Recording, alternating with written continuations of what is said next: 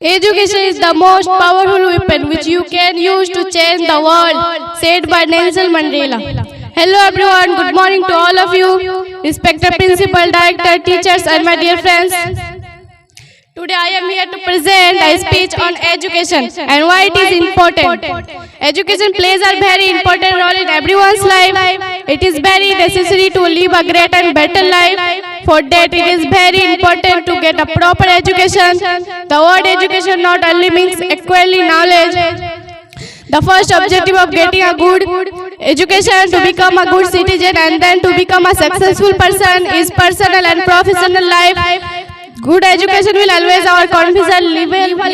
It helps us to determine what is right and what is wrong. Education makes us the right thinker and the right decision maker. Thank you. से मैंने सिर्फ एक चीज देखी, शब्दों का इस्तेमाल वो किस ढंग से कर रही थी और प्रोनाउंसिएशन उसका कितना परफेक्ट था। अब मैं दूसरे और आखिरी परफॉर्मेंस के लिए बुलाना चाहूंगा मिस तूबा को। तो एक बार आप अपने हाथों में थोड़ा सा अपने हाथों को तकलीफ देंगे, समझ रहे ना हम क्या कहना चाहते हैं?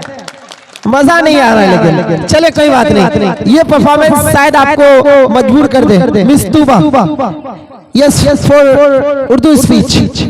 किराम और मेरे प्यारे अजीज साथियों, अस्सलाम वालेकुम व रहमतुल्लाहि व बरकातुहू। मेरी तकरीर का अनुवान है तालीम की अहमियत। तालीम हर इंसान की बुनियादी ज़रूरत है। तालीम किसी भी कौम या माशरे के लिए तरक्की का ज़ामन है।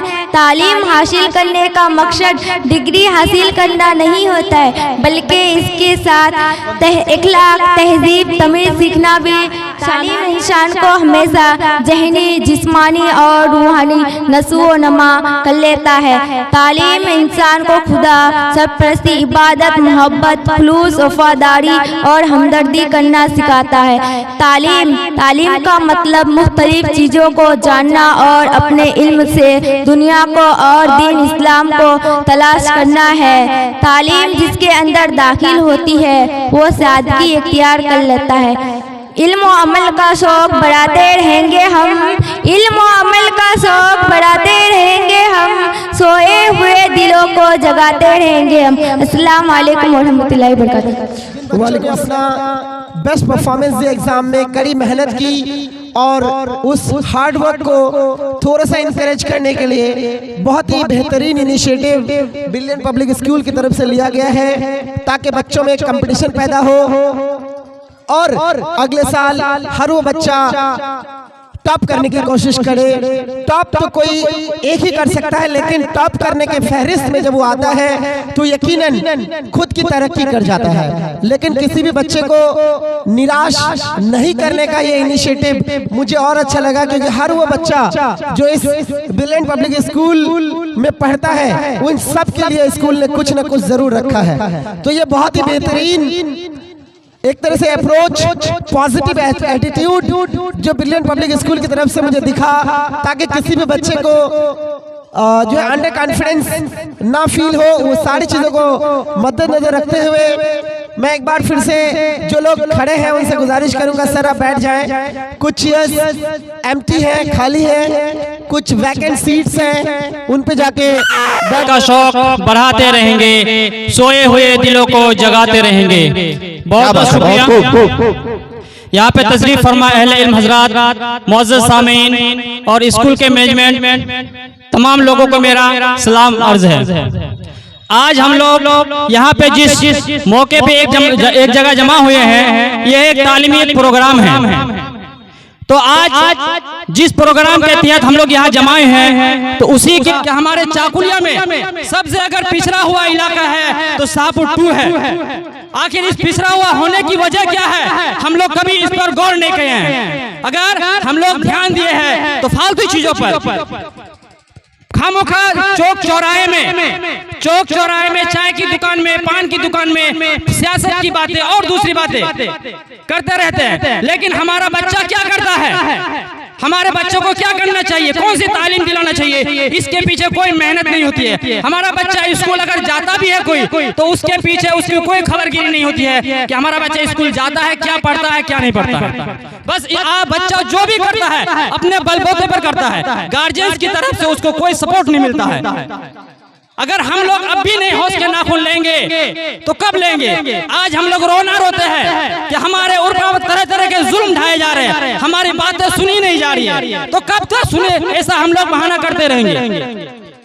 आज हमारी बदहाली का जिम्मेदार खुद है। अगर हमारी आवाज कहीं पे सुनी नहीं जाती है, हमारे ऊपर तरह तरह के मजालिम ढाए जा रहे हैं, तो इसके जिम्मेदार हम खुद हैं। हमें किसी से शिकायत करने की जरूरत नहीं है, क्योंकि ऐसा हाल हमने खुद अपने बनाया है। अगर हमारे आबा व अजदाद, हमारे बाप दादा, हमारे इलाके में हर घर से अगर एक एक आदमी को कम से कम पढ़ा देते, तो आज इलाके की नौबत नहीं आती और हमें अपने किस्मत पर रोना नहीं आता।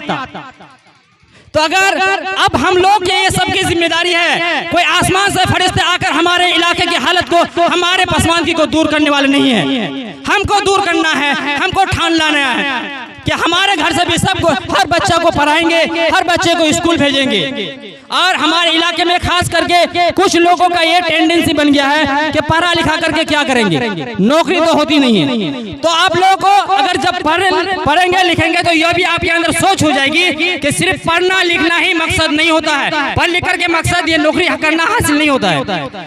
उसकी सोच बन जाती है, उसकी सोच एक जाहिल इंसान से एक पढ़े लिखे इंसान की सोच कई गुना बेहतर होती है। तो हमें अपने सोच को बदलने के, अगर पढ़ा लिखा इंसान होगा तो अच्छे माशरे की तश्कील करेगा वो। तो मैं अब बगैर किसी ताखीर और तमीद के अपनी बातों को बढ़ाते हुए मैं आप सब लोगों से गुजारिश करना चाहूंगा आखिर में कि टाइम भी बहुत कम है, कि आप लोग जो भी यहाँ पे आए हैं अपने बच्चों को पढ़ाए, जरूर पढ़ाए, अच्छा तालीम दे, ये सोच के ना पढ़ाए कि बस नाम लिखना पढ़ना आ जाए उसके बाद भेज देंगे केरला दिल्ली।